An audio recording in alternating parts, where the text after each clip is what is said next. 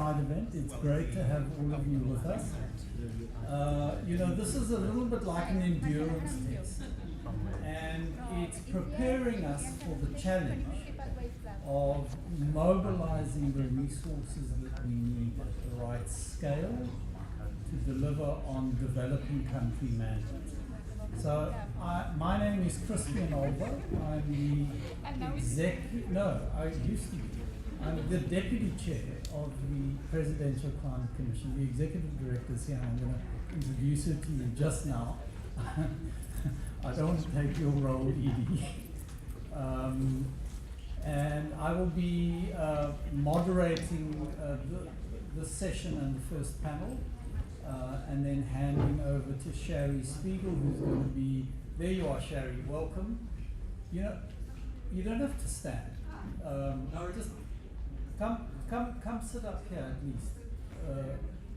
I can't offer the same privileges to everyone, but at least let's give you a seat. I'll sit at the end here. Yep. Take the first panel. So we're here to talk about country-driven approaches to financing sustainable development and action. And this is one of the impact initiatives of FFD. So we're very much focused on doing and implementation with a focus on country ownership and country leadership. And that's the sort of watchword that we're doing. And this impact initiative, the organizers are Spain, Egypt, and South Africa, the UNDP, the AIIB, FIX, and the INFF facility. So thank you to all of the organizers, and particularly to the UNDP team, who've done all the legwork around pulling this together.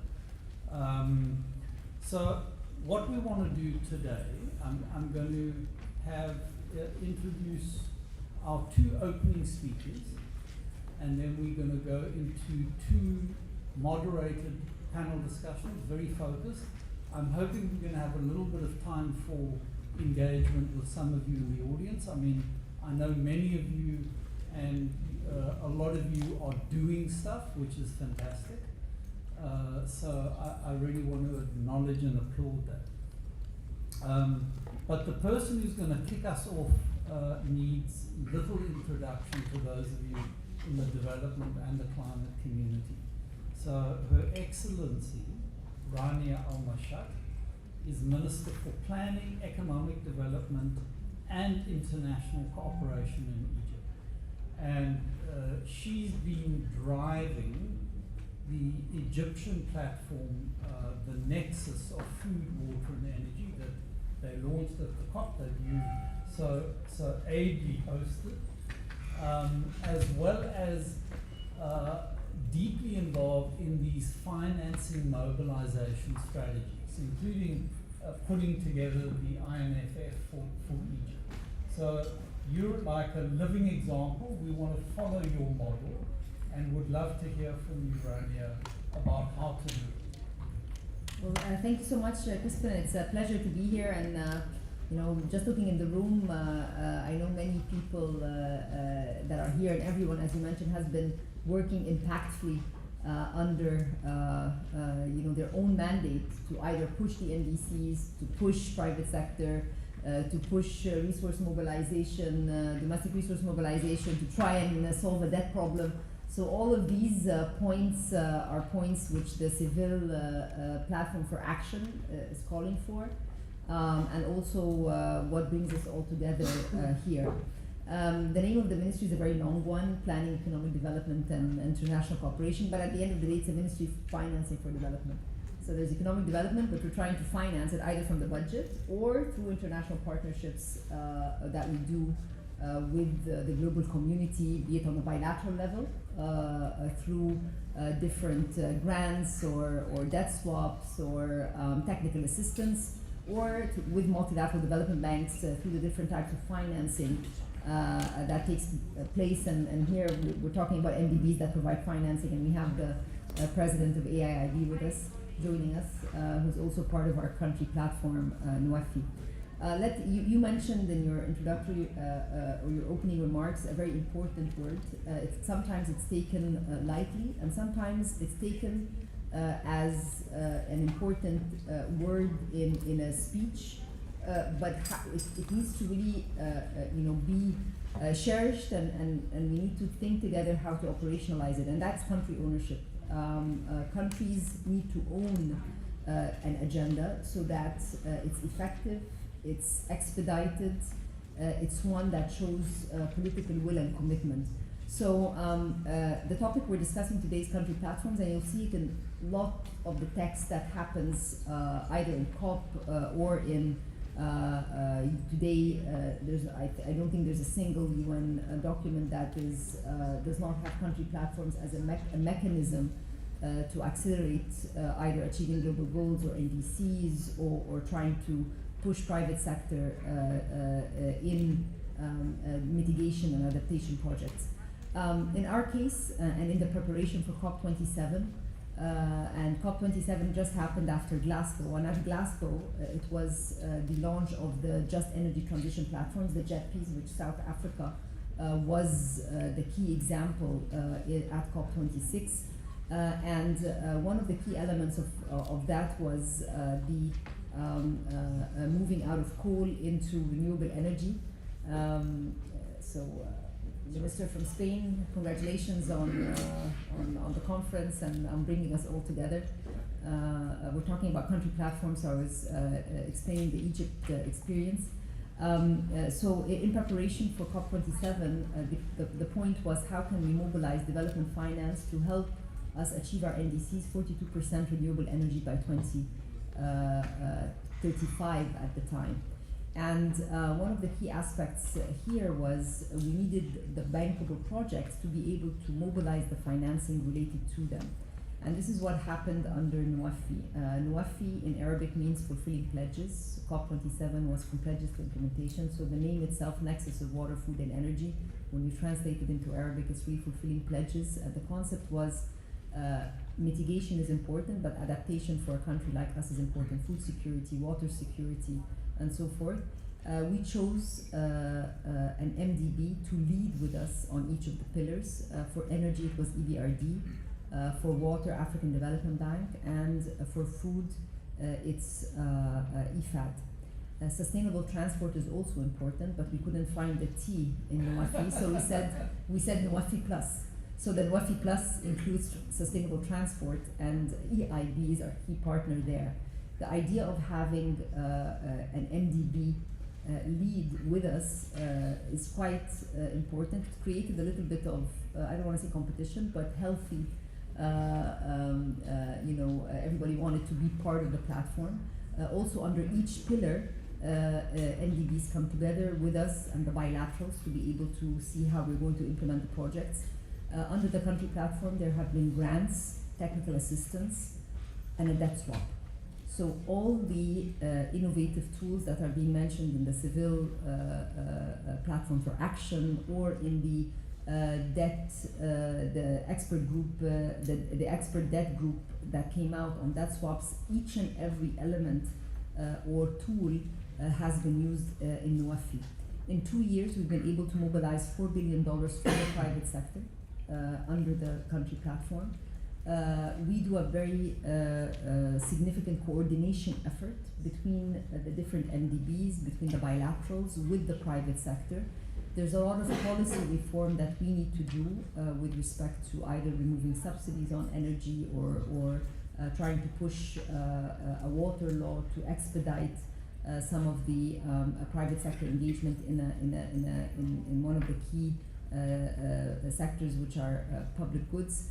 And I think the success of the country platform comes under 3 key words: commitment from the government to push and accelerate the NDCs. We've been able, under the country platform, to bring forward our 42% renewable energy from 2035 to 2030. So commitment is important. Clarity with respect to the projects, which projects are going to help me get to my goal, and allowing the private sector to come in and work very hard with the MDBs to avail this development finance for the private sector.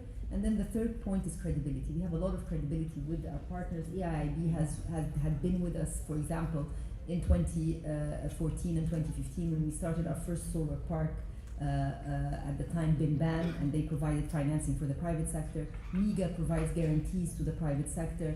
So in one project, and I just take an example, for example, Scatic, in one of their projects, you have MIGA, you have EBRD, you have IFC, you have CIF providing a grant. So it's the concept of partners coming together and working together despite having different governance structures. I know that in the global financial architecture, there's a lot of talk on streamlining the way MDBs do their work, but even in the absence of that, countries need to help make sure that the different governance is done in a seamless way so that we are able to benefit. So I think the Egypt case is one that can be scaled. We publish a progress report every year on NWAFI. So there's a progress report 1 and 2, it's on our website, and we have a website for NWAFI. What each partner has done. Also the technical assistance and the grants for feasibility studies have been extremely important.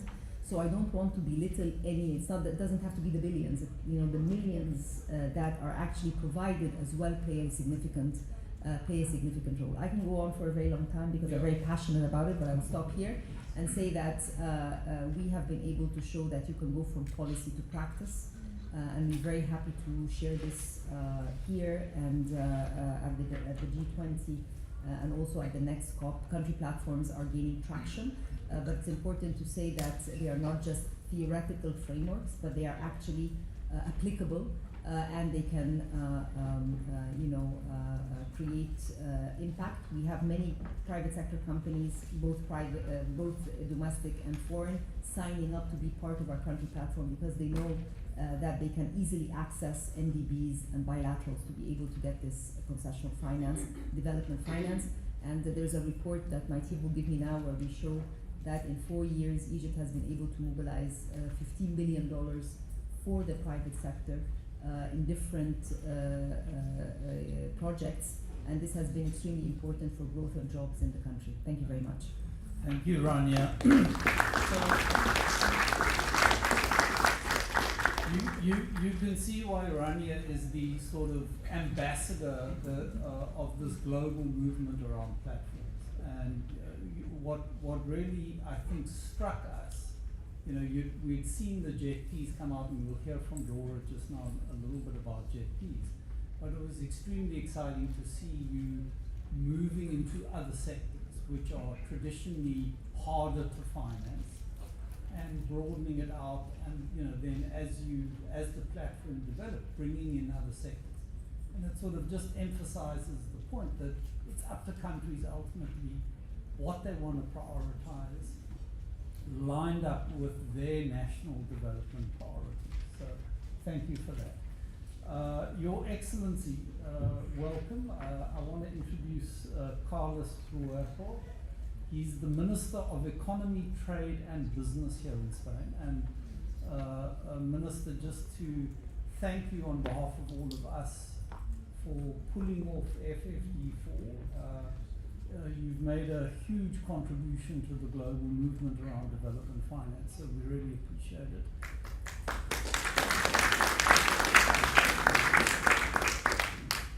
Over to you. Thank you very much for those kind words. I completely agree that Rani is an excellent ambassador. She could be ambassador of anything, be it platform, country platforms, you just name it. So thanks for the opportunity to talk also in this table on country platforms and country-led approaches to accelerating the financing through development. It's a pleasure, and let me try to give a bit of context also on how we did approach Sevilla, how I think this table fits perfectly into what we're trying to do, and how it can serve as a great example to others, as well as Rania just said. We've been here for just a few hours. Maybe some of you have been lucky enough to be here for more than a day. But there is already a shared message, I think this sense of urgency, many figures around the table, but an element associated with the need to act and to be quick on this acting. Of course, the mounting investment needs, you name it, wherever you look at it.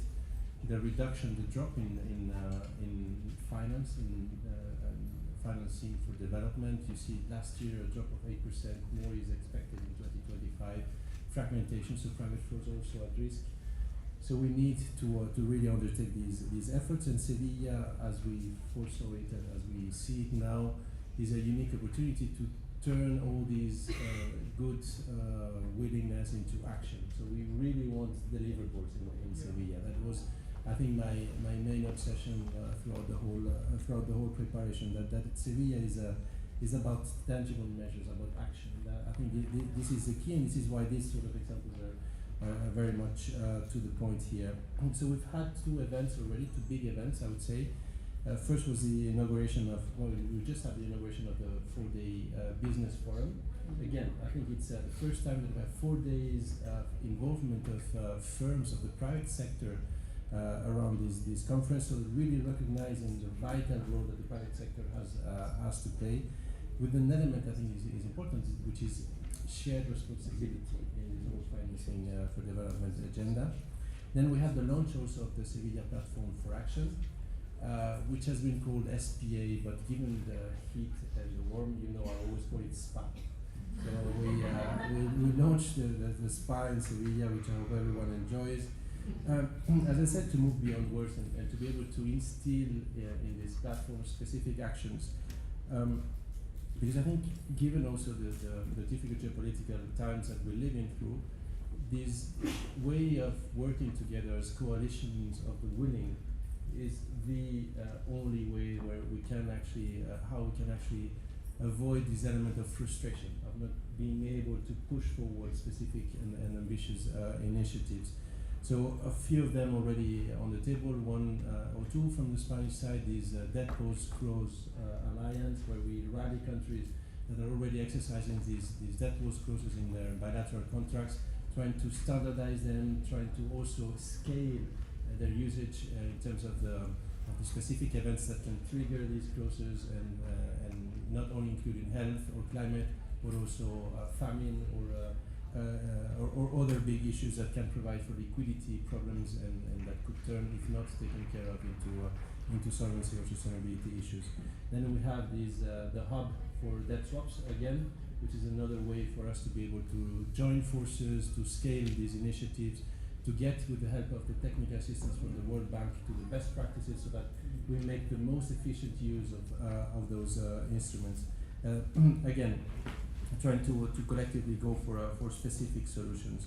And then we have this country-driven approach, which is again, I think, an excellent new initiative that fits perfectly within the platform. Actually, more than 80 countries have their own country platform, but I think the Egyptian model is a successful one. And you said that we can use it as an example to scale it up, and for us, it's based on this credible strategy that you built up over the past few years, which is based on this ownership element. So it's country-led. It's not something that is imposed from the outside. You really know what you need. You really know how to fulfill those needs, those capabilities, and you get all relevant stakeholders around it to help you build those capabilities and this development agenda. So I think also there's an element that I like, which is these priority projects that are there to actually serve as a traction element to get the big impact, which is followed usually by smaller projects, or the whole value chain around this traction. These 9 priorities, if I'm not mistaken, in your case. And in the end, to me, it's you called 3 C's, or to me, we can maybe summarize into 2 elements. This is leadership and certainty around everything that you're building. Because you give a medium, long-term perspective with your leadership, with a clear message that you send out to the private sector. There's also certainty on how you want to get there and which are the main dimensions, because and that's the way to unlock, really, to reduce the risk around those investments.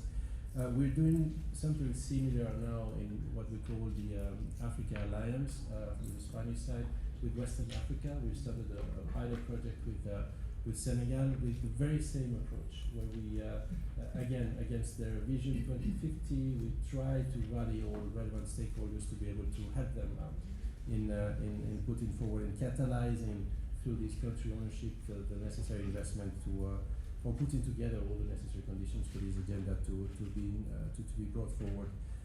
Just to give an example, we already did put in place a project around satellite high-speed access to internet for rural areas, so you can actually build your own business wherever you're found in or you're located or you're based in Senegal, or services associated to health or education that can take advantage also of the internet access, with the hope to scale it to other countries in the region as well. But again, I think the example from Egypt can serve as a catalyst for others, hopefully as well. So I will stop here just to congratulate you again for your leadership, the Minister, the Rania. You can count on Spain to support and to partner with you in transforming these initiatives into actionable solutions. And of course, as I said, Sevilla is all about action, because ultimately what we want is all this financing for development to be of use for the citizens, to be of use for to be serving people and delivering on development. You know, I always quote here George Stiglitz, who said that we cannot default on development because the citizens actually need it. So I think that's what we're all here for, and we're sending a very strong message. So thank you very much. No.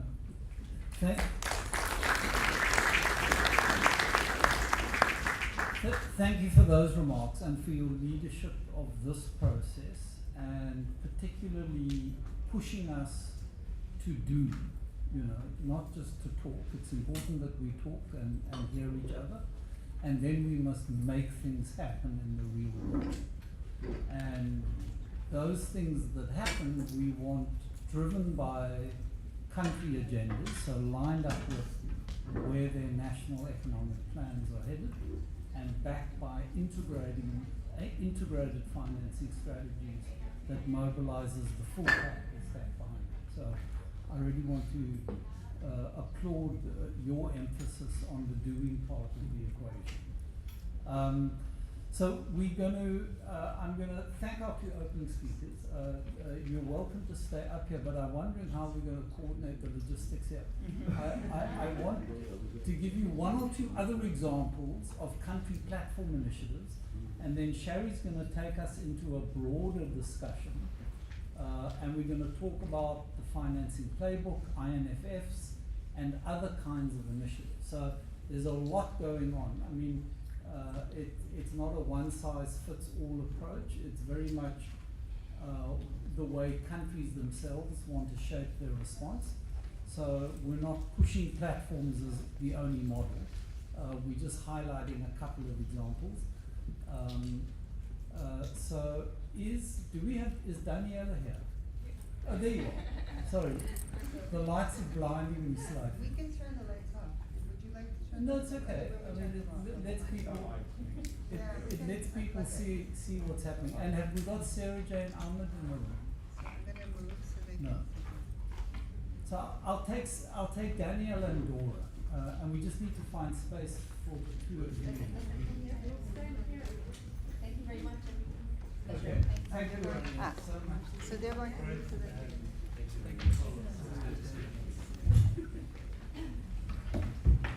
You're stayed. Yeah, that's what I see.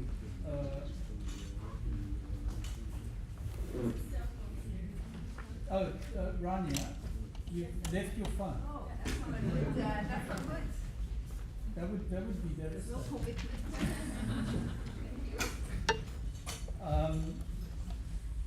So I'm going to maybe start with you, Daniela. So Daniela Guimares. I hope I'm pronouncing Yeah, it right. it is fine.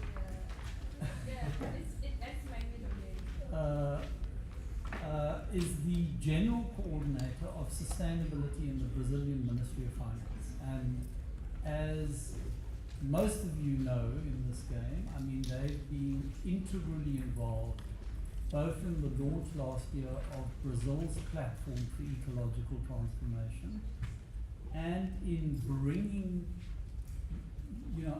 at a global level, the finance discussion and the climate and development discussion together. And that's in many ways epitomized by the circle of finance ministers that you've been bringing in the build-up to Belém and the Barco de Belém roadmap. So it's really great that you could join us. I know Ivan you've sent him off somewhere else. Yeah, he's in Brazil. He's doing the BRICS build-up. So Brazil wasn't content with just running the G20 last year. This year they had to do COP30 and the BRICS. It's a diplomatic feat that we were pulling off. So it's great to have you with us, Daniela. And just some reflections on your side. I mean, both about your own platform and how you've seen it evolve, but also the more global mobilization that you're busy with in the Barco de Belém roadmap. Thank you, Christian. Hello to all. Thank you for putting me in the spotlight. I think everybody noticed that I was there. It's great to be here. I think this theme of country platform is very endearing to our hearts because since last year we've been very committed to it and working very hard, and I think evolving the way we see the concept of country platforms and how it can benefit the country. So I think for us, it all started last year with our G20 presidency and especially the TF-Clima, which was the Task Force for Mobilizing Climate, that brought together in the same room ministries of finance, ministries of foreign affairs, environment and central banks to discuss climate and financing. So in the TF-Clima we had a work stream related to country platforms and trying to define guidelines and principles of country platforms. I think we all know that the concept around country platform is not very well carved. I mean, there's not a standard definition. I have this sense that now that this thing has gaining attention and traction, that whenever I talk to country platforms with different people, they come to me and everybody has a different concept. It can be very subtle, the difference, but it's different concepts. And I think it's okay because it's very much related to country ownership, and I think each country knows what's best for them. So anyway, gaining traction with the work that we've done in TF-Clima, we decided last year to launch our own country platform, which is called the BIP, the Brazil Investment Platform. And then the BIP was launched, I guess, in October last year, something like that, in the margins of the G20, and since then it's been evolving a lot. BIP is a little bit different than some traditional country platforms like the JETPs that are focused on energy. In BIP we have 3 sectors. We have energy, of course, but we also have industry decarbonization, and we have nature-based solutions. So I think this is the most different one from the traditional country platforms.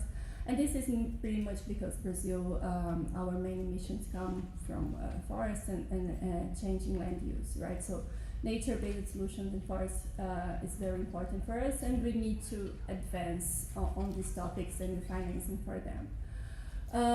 So in the way that the BIP was structured was to try to bring together different ministries in the country that are related to the most pressing things related to GHG emissions. So we have a steering committee that is composed of the Ministry of Finance, the Ministry of Environment, the Ministry of Energy, and the Ministry of Industry. So all of these ministers, they come together regularly to make decisions on the way that we set out the work of the country platforms. And I think one of our key secrets for the success that I hope we can achieve is having our National Development Bank, BNDES, as the secretariat. So I know that the case of Brazil is not the case of many developing countries, but we have a very strong developing national development bank, and we are taking a lot of advantage from that. The INFFs has done a very interesting work leading the operational day-to-day of the Secretariat. And we also had external support. We had the support from defense from the start, setting up the team and creating the principles and the first basis of how this country platform would look like. And we also had the support from the Green Climate Fund, GCF, and that's something that we are trying to advocate for other countries to have, because we used the readiness window of GCF to support the first 2 years of consultancy staff and other resource support for the BAP. And it was like a very fast-paced readiness approval. I think we got approval in 1 month. That's Ivan's work with Mafalda. You single-handedly changed the GCF modality. Yeah, it was very difficult, but we did it, and now we are telling other countries, please do it too. It's possible. And then I guess what we are seeing now in practice, that BAP was designed with the goal of connecting priority projects with investors and financial institutions. Now I think we have 15 or more projects in BAP which can mobilize more than $20 billion in total finance. But it's evolving, I guess, from just connection platform to solutions hub.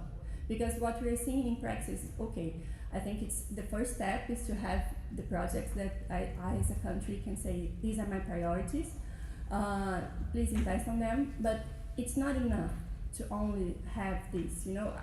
We are seeing that a lot of barriers of these projects are facing the day-to-day. They are very large-scale projects that need a very complex project finance. So to come up with it, you also need to address barriers, de-risking, and how to unlock investments. I think we are now transitioning to this kind of platform that also gives solutions. And now just to connect this experience in Brazil, country platforms, with the work that we are doing with COP30. As Christian said, this year we are the COP30 presidency, and then the Minister Fernando Haddad, which is our Minister of Finance, has been invited by the COP30 president to lead what we are calling the COP30 Circle of Finance Ministers. This work is mainly focused on having producing a report that will inform the roadmap from Baku to Belém to the 1.3 trillion. So we are having the perspective from finance ministries into a COP30 process, but it's not a UNFCCC process. So I think we have an opportunity to have more flexibility, to focus more on pragmatic issues of implementation. And one of the work streams, we have 5 priorities in this circle, and one of them is concessional finance and country platforms. So we are really trying to push this agenda of country platforms, and we really believe that this is one of the way forward to attract more investments for developing countries.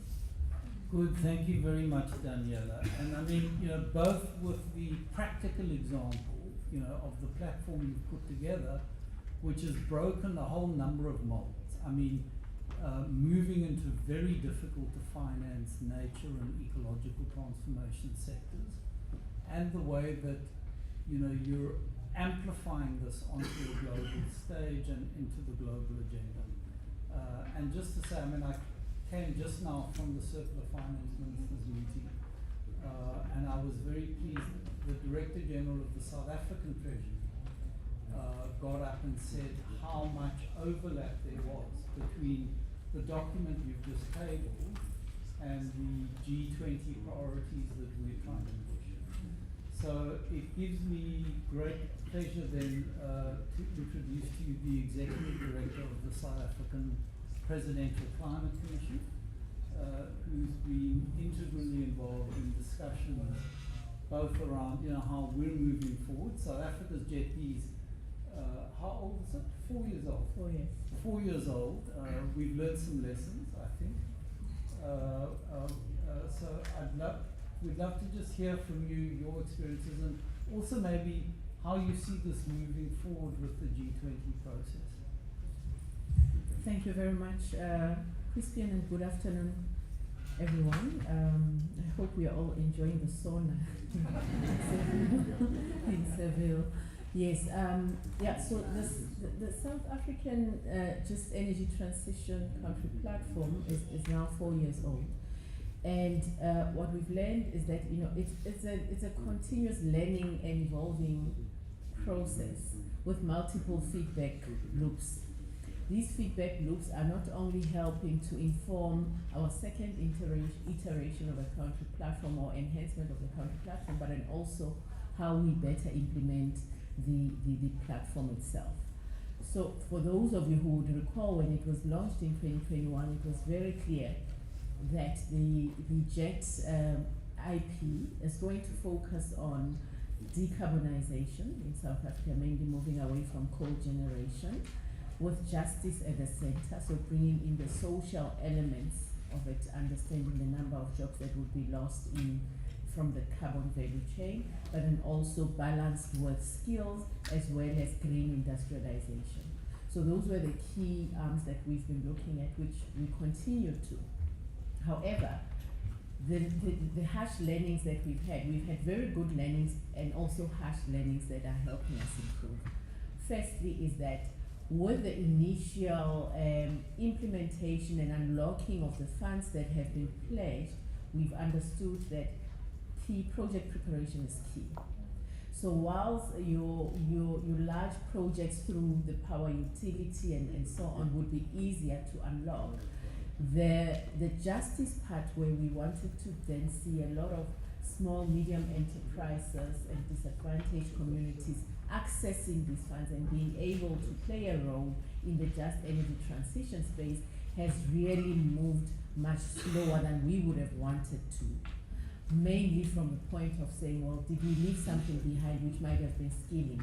But however, we've been implementing skills development programs, but have we been skilling correctly and at a correct level, such that when we release for project windows, we get applications, and applications should make sense, and we should get bankable projects. So we are currently now cracking this part of saying, how do we ensure that we've got bankable projects wherein we use the grant components of the JET-P as well as public funds to unlock the private sector funds, but then the loan component of the JET-P as well, which has been quite challenging. And what we have done now as the Presidential Commission is come up with what we call the JTFM, the Just Transition Finance Mechanism, to then look at how do we de-risk at what point, and the multiple stacking of different funding sources, such that that control that we said, the country leadership and country ownership,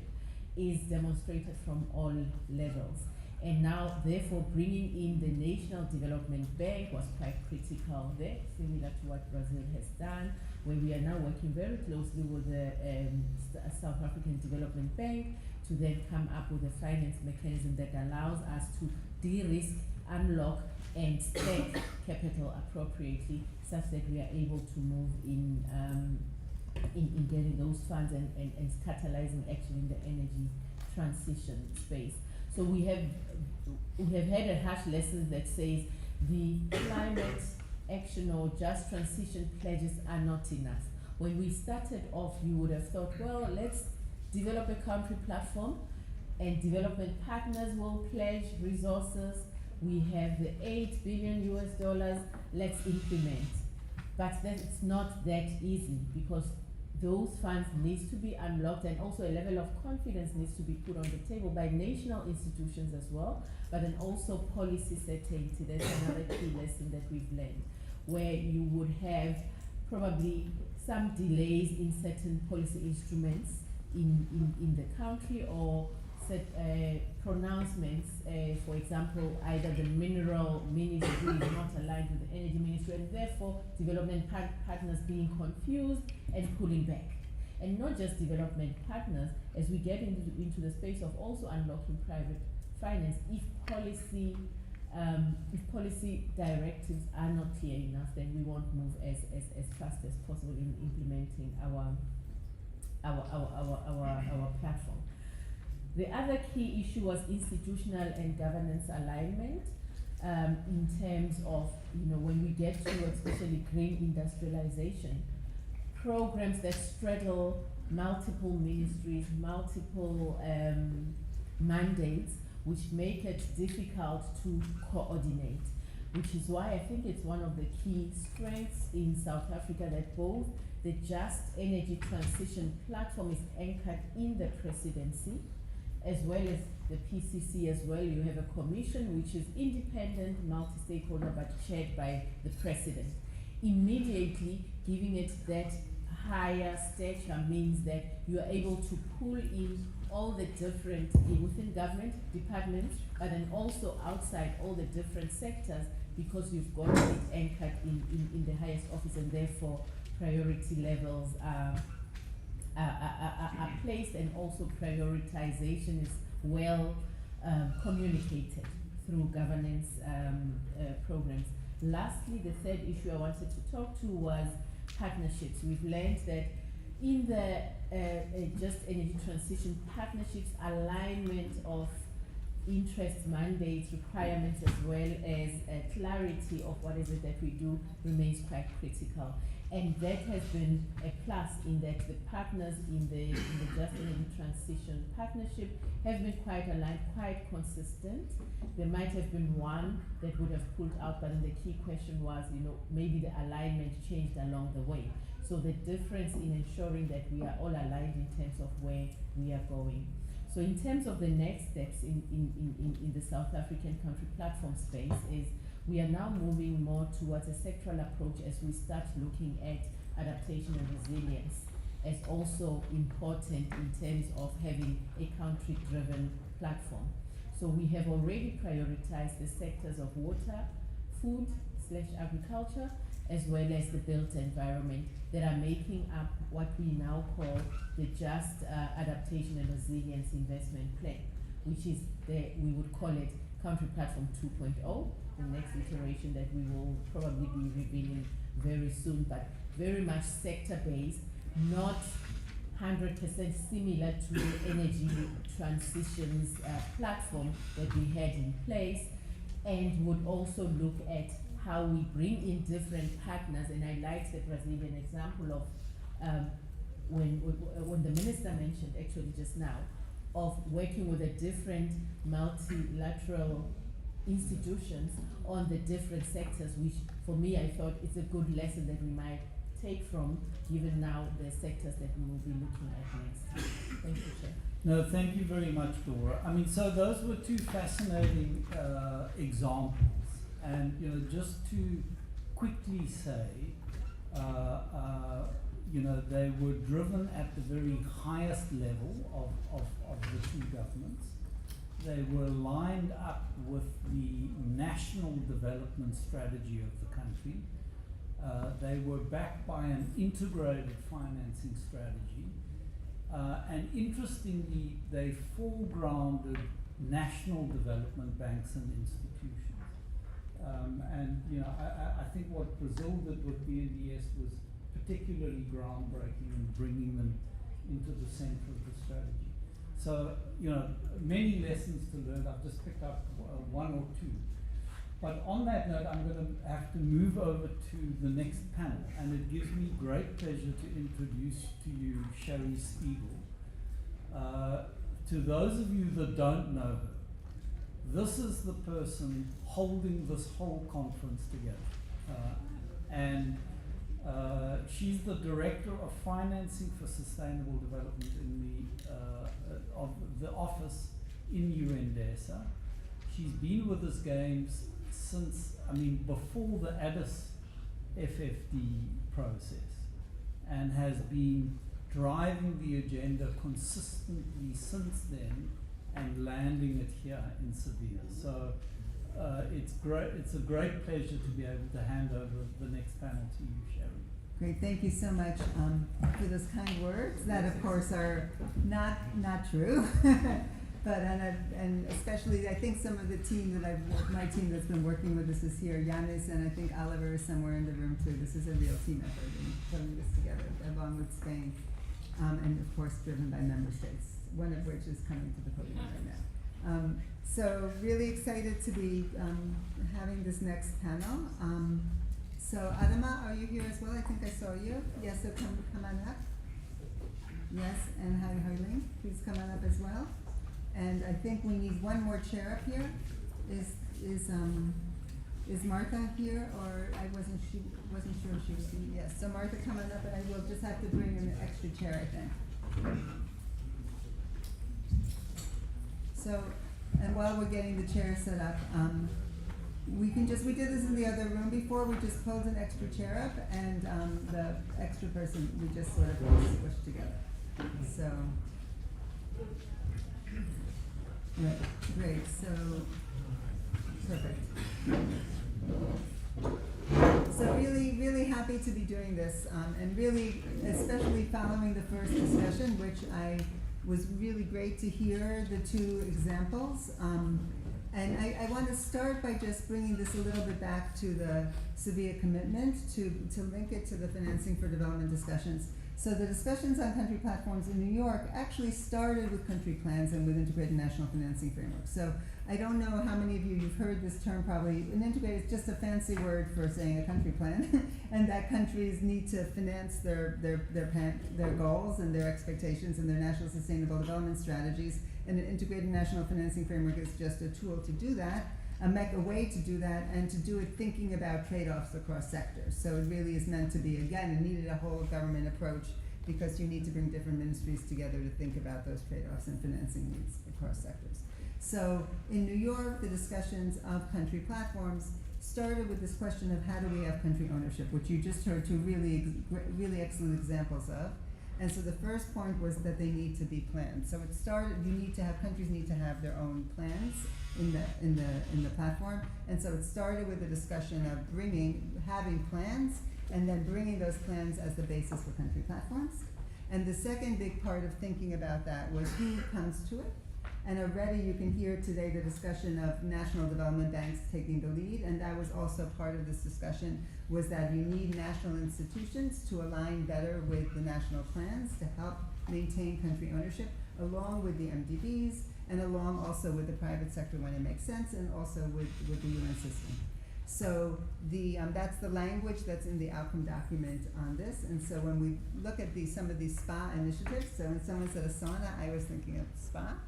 But when we look at some of the SPA initiatives, it's really exciting to see that it was happening already, and to see more momentum, as the minister said at the very start, to turn this as Sevilla is a moment, it's a starting point, not an ending point, and we need to use it to move forward to implementation and action. So with that, I'm very excited to have a really excellent panel to discuss these issues together. And I'm going to start with, I'll quickly introduce everybody. So we have Harlan Chu, who is the acting administrator at UNDP, someone we work with very closely in DESA. Jin Liqing, the president of the Asian Infrastructure Investment Bank. Adama. And Adama, your last name? Mariko. And I know that. We've worked together also for years. So that's how exhausted I am after a week of being here, planning. But who's at the Finance and Commons Summit. And finally, Tara Sumro, the ECOSOC ambassador from the UK mission to the United Nations. Oh, not finally at all. You have to all forgive me for complete exhaustion after too much in terms of working on the conference. And finally, Martha Bekelek, co-founder of DevTransform. So this is a really excellent panel to move this forward, and even to help me when I make mistakes as we move forward in the discussion. So I'm going to go first to Harling. And I want to just ask a question of, based on UNDP's experience supporting integrated national financing frameworks, what are the key lessons for building country-led financing strategies, and how can what we're calling the Global Financing Playbook help translate these into practical support for governments? Okay, thank you very much, Sherry and colleagues. It's a privilege to be here. I'm an engineer, so I try to use logic in my work. And this session is about really supporting country-led approaches, right, to financing for development. So we've heard many different terms, right? INFFs, country program, country platforms, and also national plans, right? Because the plan. Okay. So how do we make sense of this? I'll try to ask myself, right? So I think to me, and the logic is this. Okay. First, you do need a national plans. Some kind of plans, right? Priorities, long-term, short-term. So you articulate that plans. But if you have a plan, you don't have money, then you cannot get things done. So you have INFF as a tool to make sure that all sources of financing are aligned to these objectives, right? So INF practically becomes a checkbox, right, for the priorities in the plan, be it climate, biodiversity, gender, socio-economic, whatever. So INFF is a way to align all resources to this plan. But INFF is really good because it talks about all sorts of funding, right? So private sector as well. So the challenge is how do you align private sector funding towards national plans, which is what was not done enough in the past. That's a challenge for us, right? So we have national plans. Now country platforms, as far as I try to understand it, is essentially a set of pipelines, initiatives in priority sectors of the government. I think the country colleagues give a lot of good examples, right, in different countries. So I see that frankly as a subset of INFF priorities in the national plans, right? So I think then what I want to say is that UN agencies, UNDP, DESA, UNICEF and OECD, right, we have worked together for quite a few years now to support INFFs, right? And we're gaining really momentum. Now it is left, center, and right in the outcome document, which is really good. But now we heard that from the example that Minister Rania gave on Egypt, you have IFIs which have taken really important steps to support the implementation of national priorities. So I think as we try to support the implementation of this nationally led approach, I think what I would like to propose that let's really UN agencies, right, and IFIs work closely together to bring INF planning and the country platform, the concept of project specific sector-based financing together. I think this is the first point, right? Let's work together. The second one on the playbook, essentially I think is to provide the concrete tools, right, for development institutions and financial institutions to work together, right, to work on issues of political de-risking, right, and financial de-risking, pipeline development, right, the kind of PESTA that was included in the outcome document, right, on climate, green transition initiatives, and also on impact measurement. Right, so this way we provide something concrete to the first set, the working together, right, UN, IFIs working together. So this playbook provides something very concrete, tools, systems. And the last point is about urgency, right? Because what we don't have is the time, right? So I think that's a problem. The SDG progress is really lagging behind. We have now 6 years left. So how can we work faster? That's what I would like to. Thank you very much. Great, thank you so much.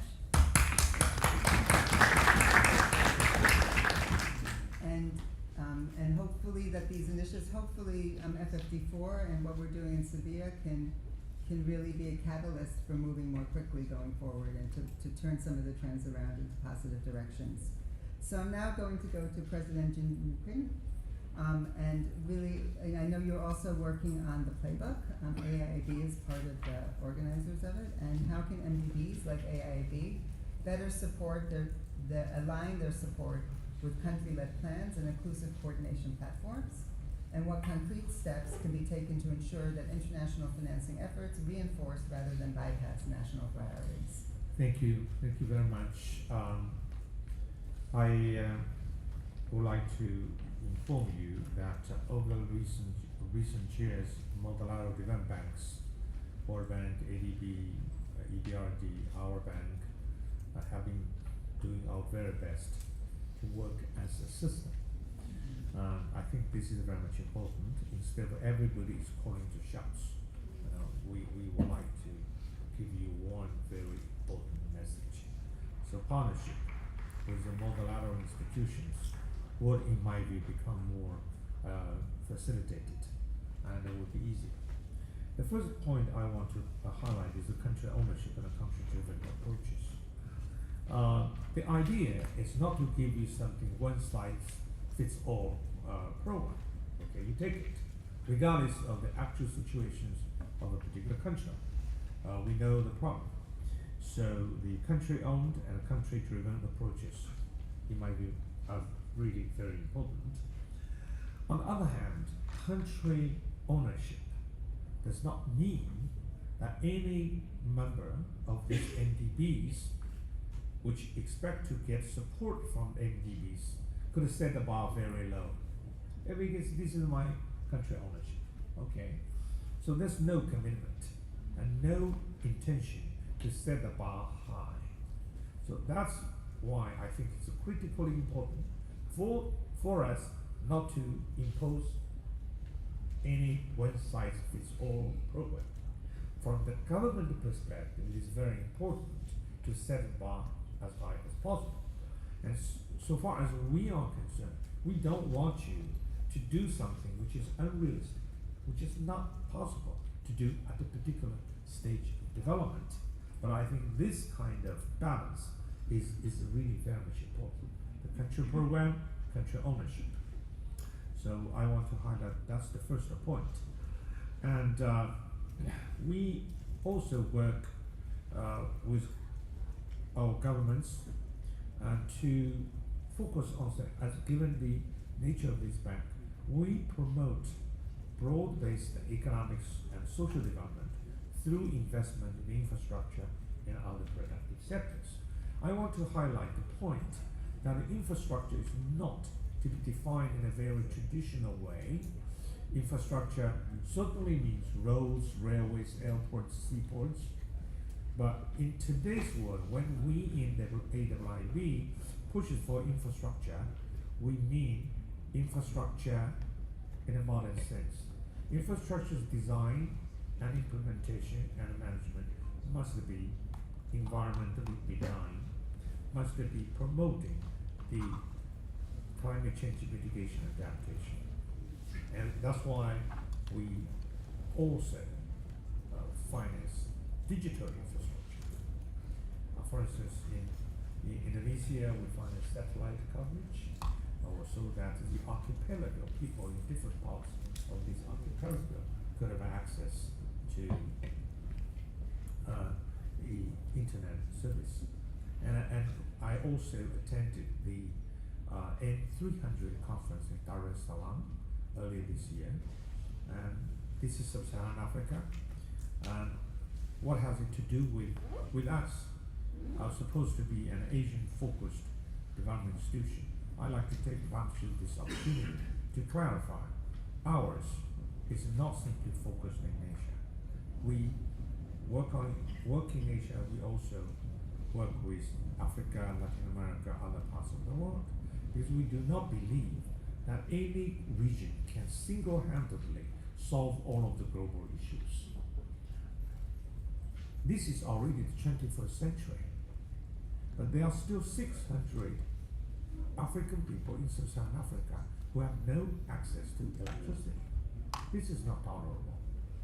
And when you talk about climate change is a global issue.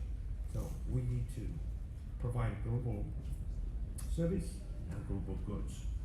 So this indicates that we care about all of those countries who need the support from the multilateral institutions. And with our support, it will be easier for those countries to prepare bankable projects which are scalable and sustainable. So what we can do is to work those countries who have a strong sense of ownership, set the bar very high. We will be working them. Co-financing is now the regular practice We work with World Bank, ADB, and EBRD and others for co-financing. And then we certainly have to deal with the very important issue of financial de-risking. This covers quite a number of areas. How can you reduce the risks? Because when these countries borrow, you want to make sure the money will go to the right place, the money will be generating incomes in the future, so that borrowing does not mean you would be highly indebted when you have debt problems in the future. So de-risking is important, and we will certainly try our very best to improve the enabling environment. People have been talking about a mobilization of private capital. How can we do that? I think if the country program is set at a very high standards, and ensuring the investors from private sector that when you invest this country, you're assured of policy predictability, transparency, and policy will not be whimsical, government will not be whimsical. We have rules to follow. So this is what we think is very much important. And the Global Financial Playbook, which we think is important. So we are also working on climate-focused policy-based financing, because we believe if you do not improve the enabling environment, private sector investors will not come to invest for renewable energy. So this is what we've been doing, and I hope it will be playing some role to support all those countries. No, that's great, and it's really underscoring the enabling environment, and again, that gets back to country planning and to putting in place the right policy framework to be able to make all of this work is at the core of so much of this. So I'm now going to, we were just talking about, you started with the idea that MDBs are working as a system, and of course, we're also seeing national development banks working as a system along with MDBs and really elevating the entire system of public development banks. And Adama Mariko, the Secretary General of FIX, apologies again for my exhaustive introduction when you first started, the question for you, Adama, is how can public development banks working through platforms like Finance and Commons Summit support the shift towards country-led coordination structures? No, thank you very much, and I'm really impressed by the fact that you still are here moderating sessions, and I think we owe you a big thanks and congratulations for the adoption of the.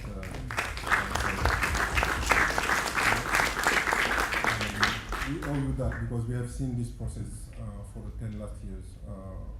Many people, had some comments on Addis and probably how the reforms was made in the other way around. So we had the Addis Ababa Action Plan, and then we had the Paris Agreement, and then the SDG was launched. So eventually the financing should have been after those. So I think now we have the occasion 10 years later to fix that. And it's what I have sensed within the compromise. My point is the development banking exists for centuries. The eldest one we have, when we checked on our databases, were eventually the Caisse des dépôts et consignations from France. And I see Judge here in the room with University of Beijing that have built the strong database on the knowledge we have on public development banking. So we have also found that there is some development banks in Africa, in Ethiopia, for example, they have more than 100 years, older than the World Bank, older than ASD or KFW, etc. So this ecosystem of development bank has been around for a long time and probably not really acknowledged in the real capacity of supporting the development process. And although we had proofs on that development process, the discussion long time has been focused on the visible part of the iceberg, which are the MDBs, because it's a common tool.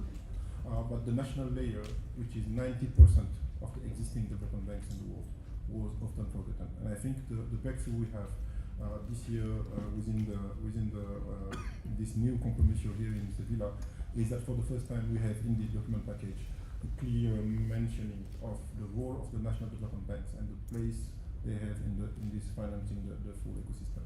So this is not an easy work, to be honest, and I think having all the finance leaders within the multilateral layer, and President Jin here was also hosting the last Financing Common Summit in Cape Town, we had a strong presence and visibility of the national development institutions there.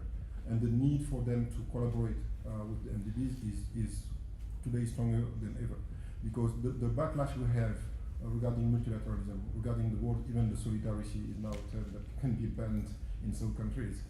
I think it enhances the need of partnership more than ever, because every euro, every dollar that banks are spending, they now think that it's better spent if they spend it with someone else, sharing the risk, etc. Because the scarcity of resources make the collaboration much needed. So the problem is then, if you look at the ecosystem of the public development banks, 23 trillion of total assets that are combined. But if you look at this ecosystem, you will find that 80% of the total assets are within the G20 countries. We are speaking about less than 25 countries now. And if you look at in Africa, for instance, we have more or less 100 banks that are existing there. 20% of the banks are in Africa. They count only by 1%, including the African Development Bank. You add up all those banks, it's 1% of the total assets of the development banks in the world. It shows that we have an opportunity here on also supporting those national development institutions, supporting the public financial system in order also to help investing and contribute to the development pattern of the country. Because in the G20 countries, it's obvious that those banks have been contributing in their national economy, supporting it and developing those ecosystems. So that's the first step. So the recognition coming from this FFD reform regarding a more inclusive financial system, it's also the way those national development banks are recognized and the role they can play in developing their own ecosystem. So that acknowledgement is really a priority, and fostering also the collaboration and working as a system beyond the MDBs. And I think now it's really clear, and the G20 also has been supporting that work.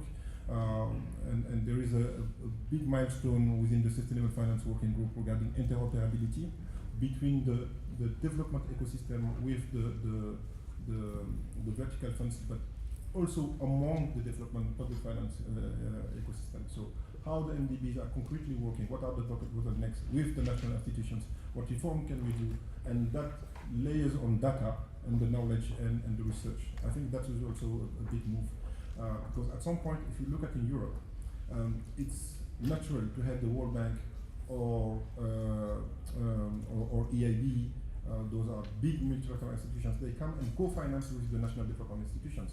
I don't recall really an example where the World Bank or African Development Bank co-finance with the Development Bank of Rwanda or the Development Bank of Ethiopia. It's often they fund it with a credit line and then they see what happens. So, meaning that what we can see coming now is, and really relying on this global playbook, financing playbook, is how we can use this reform to set new opportunities, an opportunity to reinforce the country ownership, and some countries has been demonstrated.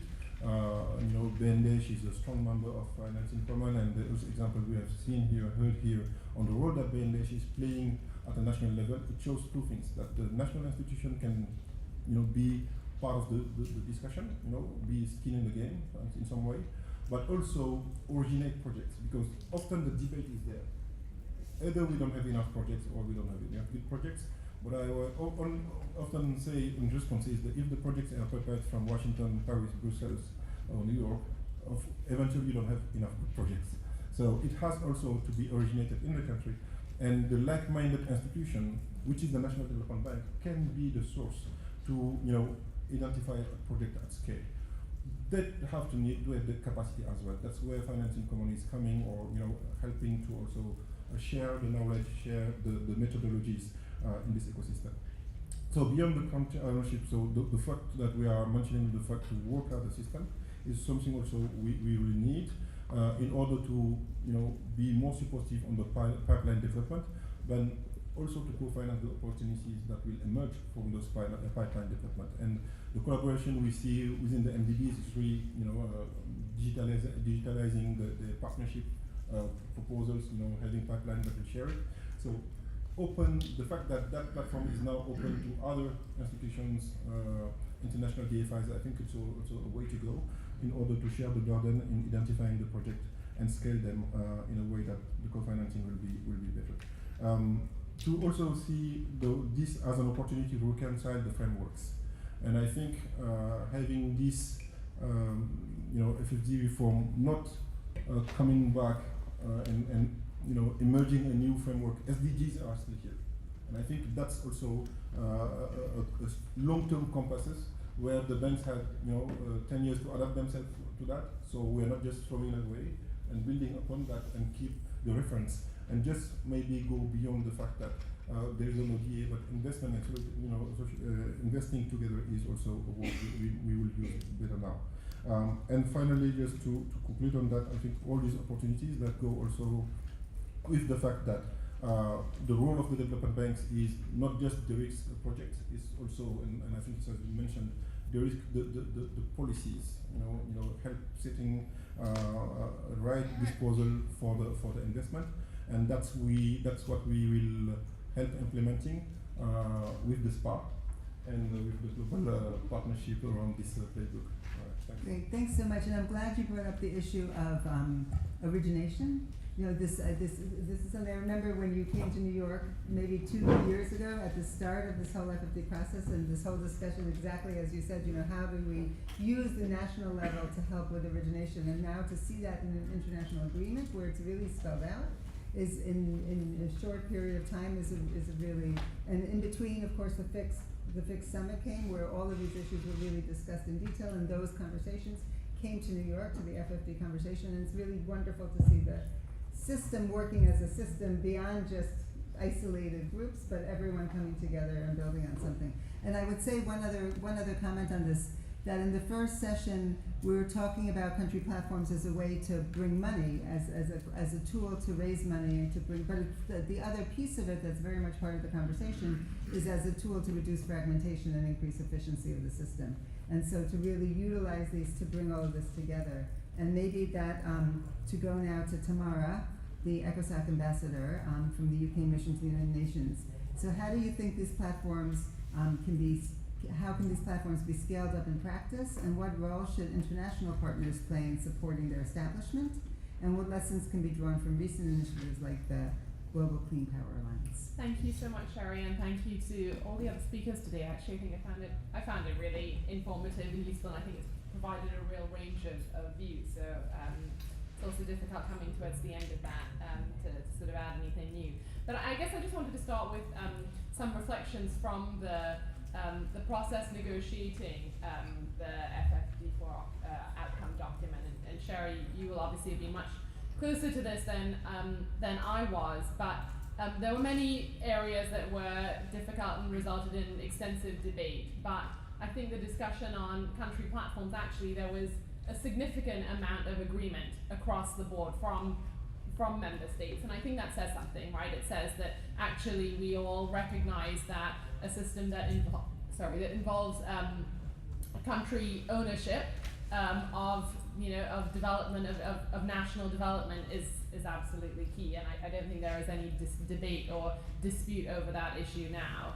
And I also think that others have mentioned around the scarcity of resource and the fact that that country platforms in this way help us tackle fragmentation. They help us bring together all of the variety of development projects and individuals acting in support of any one country's efforts, and actually finding a way to bring that together is key, because not just because we have less resources to go around now, but to ensure that the resources that there are present are being channeled in a single direction and in support of country determined priorities.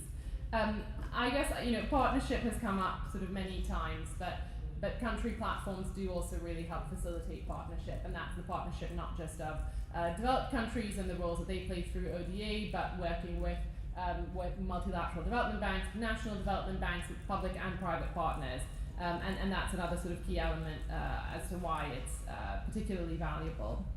the JETPs have come up, and Dora talked about the South African example, which the UK is still involved in supporting, and Vietnam is another case which we are involved in. And I was from a distance sort of part of the run-up to COP26 and the discussions around the JETPs then, and it did feel like a newer concept at that time, and now, you know, actually it's not that long since Glasgow, but it feels like we have come quite a long way. But I thought, Dora, what was particularly useful in your comments were around the learnings that came out of that. And I think it's really critical that as these approaches are sort of multiplied and look not just at the climate sector or energy sectors as well, but more broadly, that we do build in that learning, particularly around the sort of de-risking and how to ensure projects are scalable and bankable, because ultimately if they're not, then then the platforms and the plans are sort of hypothetical. So making sure that we're building in and sharing that learning, both drawing from the sort of climate and energy examples, but also looking more broadly. And I know that the Brazil example sort of talked about the role of the GCF, and I know that there were some challenges in that instance, but I think GCF is looking to scale up its involvement and support for country platforms, and hopefully we'll see more of that through and during COP30. I just wanted to actually mention the Global Clean Power Alliance and some of the work that we're doing in that context. And so the UK is helping support energy platforms, or the energy component of broader platforms, with our colleagues Brazil through the Global Clean Power Alliance's finance mission. And that involves supporting countries working to develop high quality energy plans to meet their goals of attracting greater private investment. And beyond the energy transition, and as co-chair of the task force on access to climate finance, the UK is also working in partnership with climate vulnerable countries and finance providers to demonstrate new country-led approaches which unlock finance for LDCs and small island developing states. And this includes, for instance, the UK's work with the government of Uganda to develop their new climate finance unit and national climate finance vehicle, establishing institutional frameworks, coordination mechanisms, and tracking tools needed to unlock domestic and international climate finance in support of Uganda's plans and priorities. So I'll end there. I mean, there's a little bit of the sort of substance of our examples, but general absolute support from the UK for this initiative and effort, and I think we should absolutely look at how we broaden it out also beyond the climate goal. Great, thanks so much. And I don't know if anyone was next door in the last session, but I just want to link up to one of the discussions held earlier, because I think one of the issues being discussed as well, and that platforms can be very helpful at, is the appropriate use of different types of finance and how they fit together. When does public finance make sense? We have national and multilateral development banks there. When is it appropriate and the best solution is to leverage private finance? When is the best solution for private finance to just come on its own and by policy, with policy changes? And when does it need to be concessional finance only? And how do we bring the vertical funds together with the development banks who are able to leverage their balance sheets, and et cetera? And so really to use platforms to move beyond the simplistic statements that we've been using of billions to trillions without being able to do it, to really go a step deeper to think about how we bring this together in a way that means that we can really actually get the investment running, because it's in the right structures and the right types of financial structures that are going to actually work and be sustainable. So the other thing I wanted to just note is that the other piece that was in the outcome, in that it's just I think the language there right now is language of comparative advantage. What's the right advantage, again, of different forms of finance, and then also of national versus multilateral. And so one of the purposes of that was really saying, how do we use national knowledge and bring the knowledge then that national entities have to these discussions. And so I'm going to turn the floor now to our last, but certainly not least speaker, Martha Bekele, the senior economist from Development Transformations. And what does meaningful country leadership on financing look like, particularly when it comes to leveraging local knowledge and capacity? And how can we move beyond tokenism and recognize the power of local knowledge in shaping solutions that work for people, climate, and nature? Thank you, Madam Moderator. I've been in this room since 1430, and I feel like there are so many nice people in the panel, and maybe that's why Tim invited me to throw a spanners in the work. So, spanner in the works. So, I have 4 reflections under 5 minutes. Number one is because you talked about, beyond tokenism.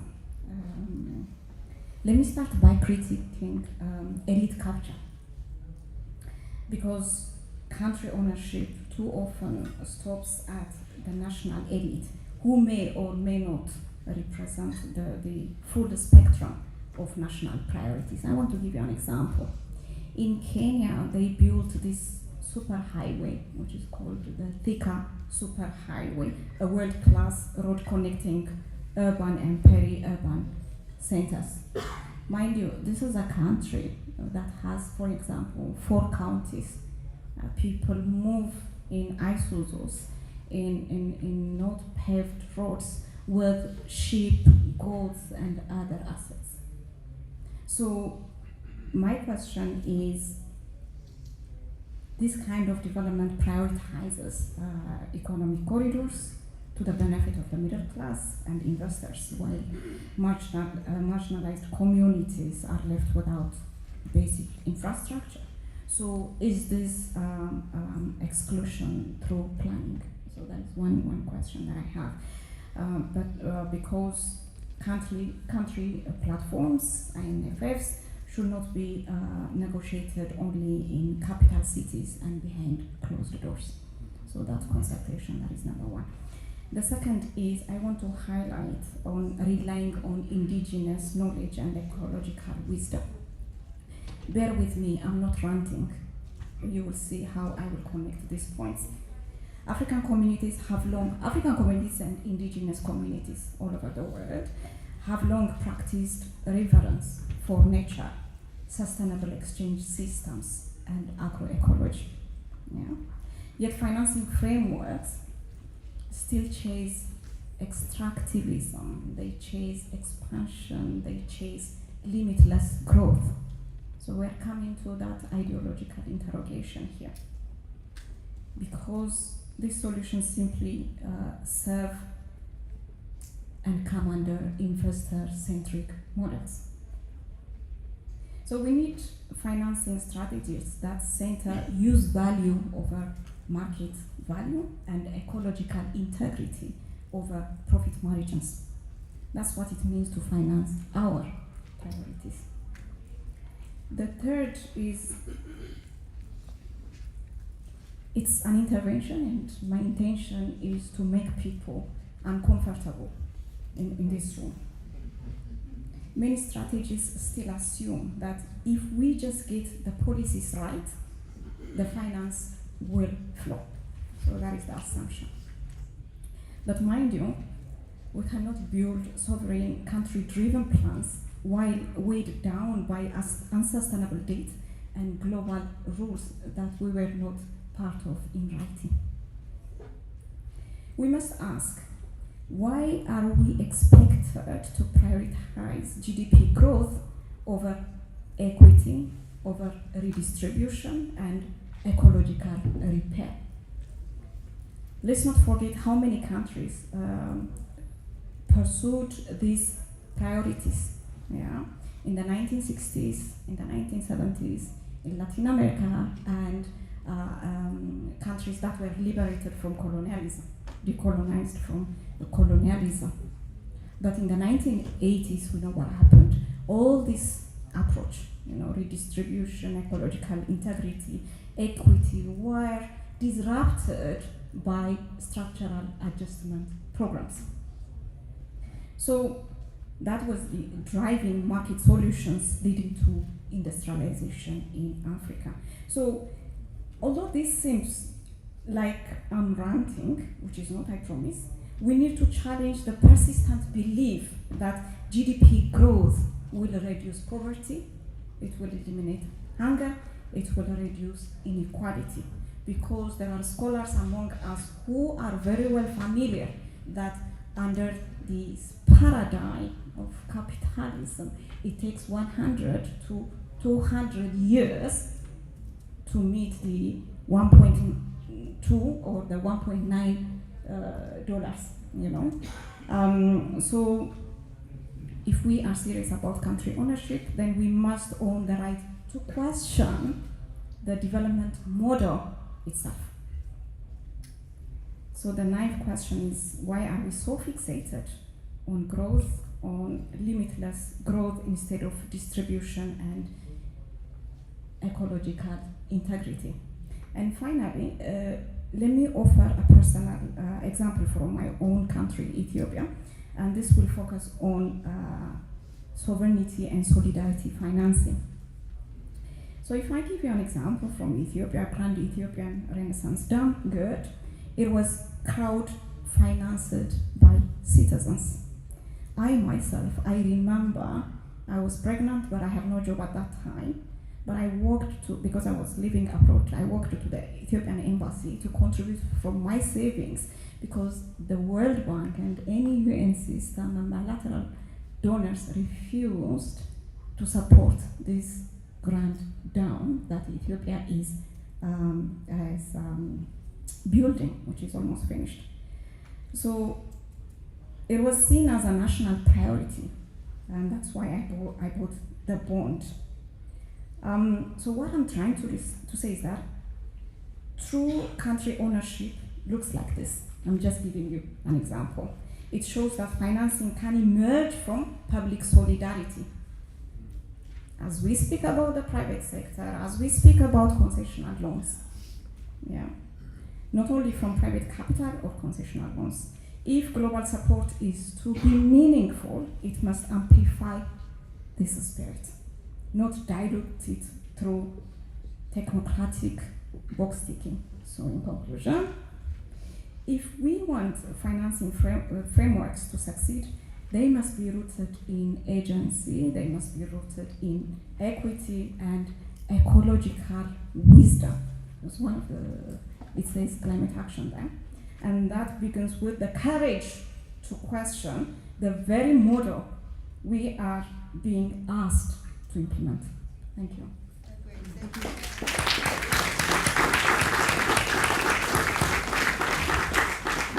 Thank you so much. And first of all, I'm really glad you brought up the international context. All of this is happening in an international context that also needs to be addressed and thought through to make sure that the rules of the game first are set by all countries equitably, and second, that they're promoting not just growth, but inclusive, sustainable, long-term growth that is equitable. And so I also just want to say that your points that you brought up are also why it's so important to have civil society voices at the table here in these big meetings, and also on the national level in the planning process. I mean, the INFF model has a part of it is for that, is to have a civil society come and discuss and give inputs to try to shape the plan that comes out of it. And there's always difficult challenges between national level, subnational level, different types of, but this is all just we're all in the early stages of trying to figure out how to do this. But I think the first point is to recognize that, and to recognize the need to try to find mechanisms to ensure those voices, your voices and other voices are there. And I'll just link that to the GDP question as well.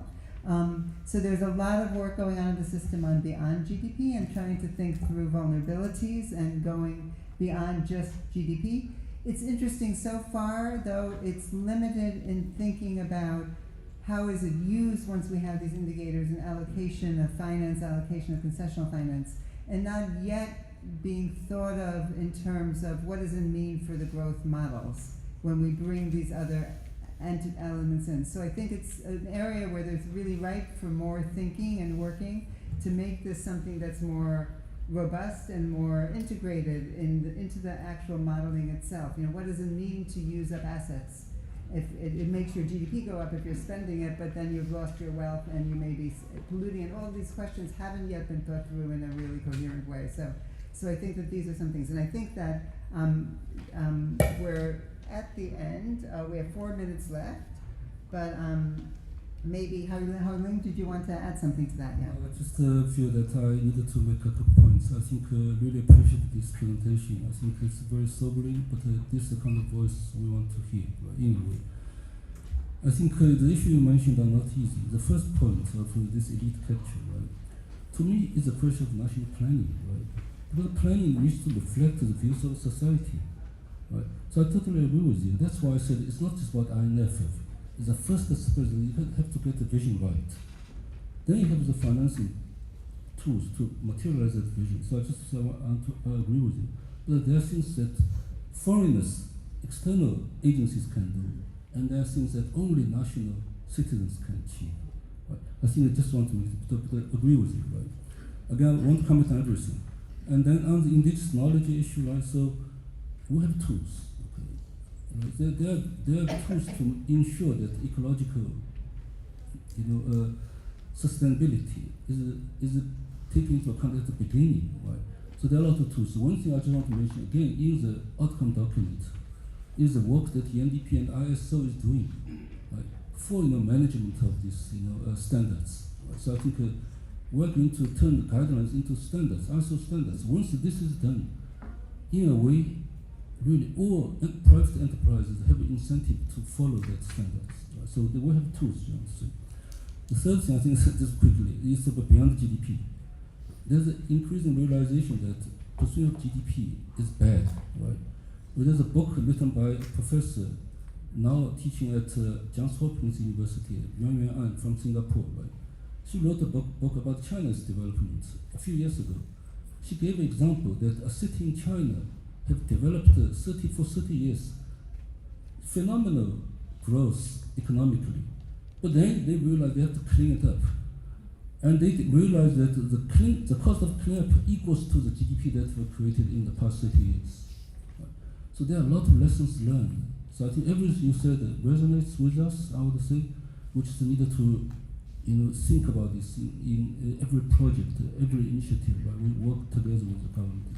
So thank you very much. Thank you so much, and it's really work for the next 10 years as we move forward and to really hear your voices. So you're not putting the spoke in the wheels, you're amplifying the discussion and making it much deeper, I think. But I'm finally going to give the last words to Jin McQuinn, President, for some last thoughts. Just like to comment on our Ethiopian representatives' comments of growth issue. We are now actively working with the Ethiopian government and also the private sector. I just like highlight the point. For many low-income countries, growth is a must. You cannot distribute something out of nothing. So this is so important for us to see that many African countries will make the cake bigger. Right? But we highlight now growth with equity, which has been talked about for so many decades. But now it's not growth with equity, it's growth with environmental improvement, growth with women empowerment, growth with climate change mitigation and adaptation. But if you take out growth, nothing of this kind of thing will ever happen. Thank you. I actually think we're in agreement. So on that note, really thank you very much to everyone for coming. Thanks to all of the organizers. And wait, we're not done yet. I started with mistakes and I'm ending with mistakes. So, so the closing is going to be delivered, thank you, Shari, in panel by Anton Leys, the director of ACs. Thank you very much.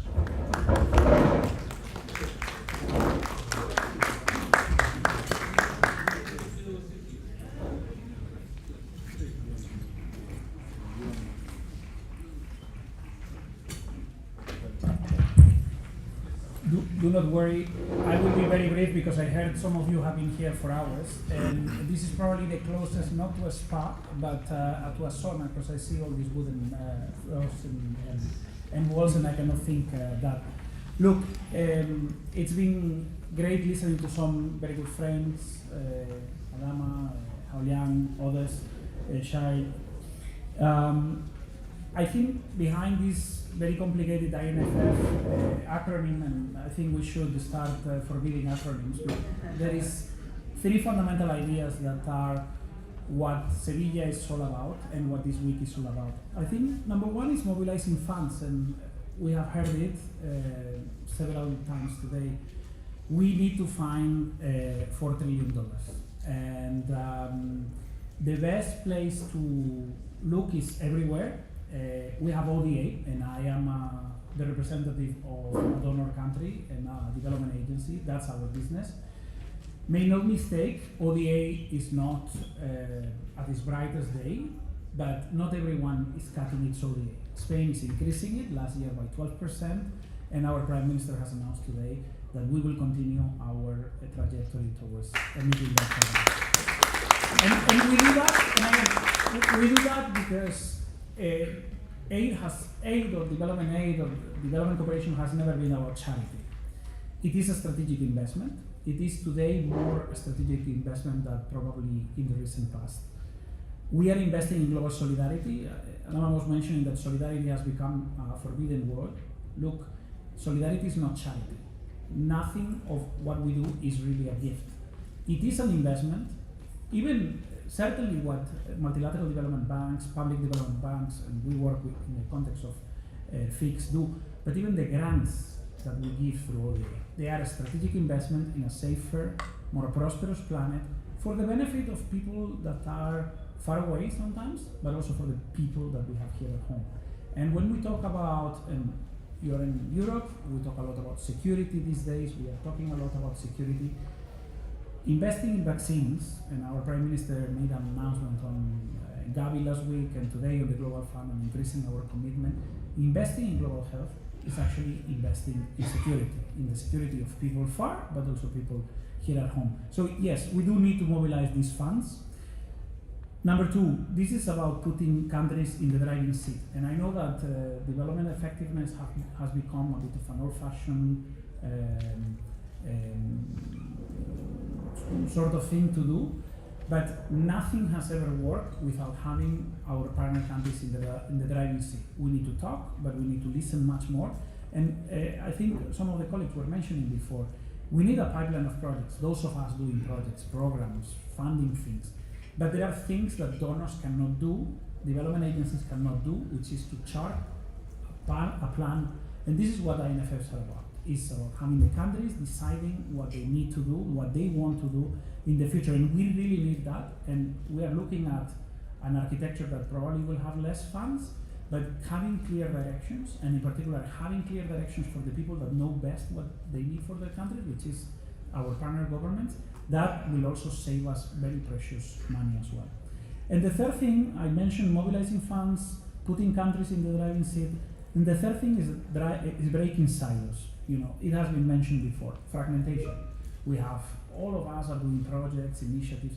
The transformation that the world needs, like this social, economic, and ecological transition that all of our countries, not just developing countries, all of us need to go through, require small and big projects, but they require a vision, and it requires a holistic view on some of these transformations. You know, it is no longer possible to talk about, oh, let's, you know, do this and that to decarbonize.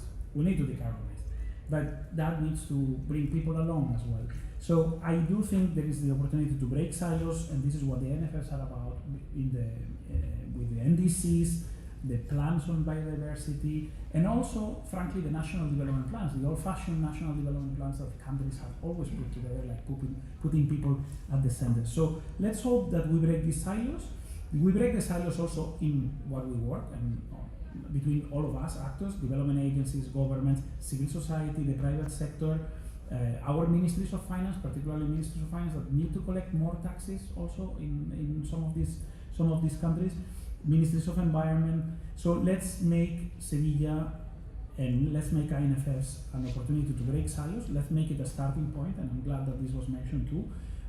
Frankly, if you asked me a few months back that we would have a negotiated text that, you know, everybody can say could be more ambitious, yes, anything can be more ambitious, but it's a solid text. Many people were predicting the collapse of multilateralism, of development cooperation. Well, we are here, we are standing for solidarity, we are standing for strategic investments in our common future, we are standing for a change of narrative perhaps in what we do. This is no longer, it has never been about charity, but it is not about charity. Let's make this work, and I think it is indeed important to have this planning perspective that mobilizes funds, that puts countries in the driving seat, and that breaks silos. Thank you very much, and enjoy the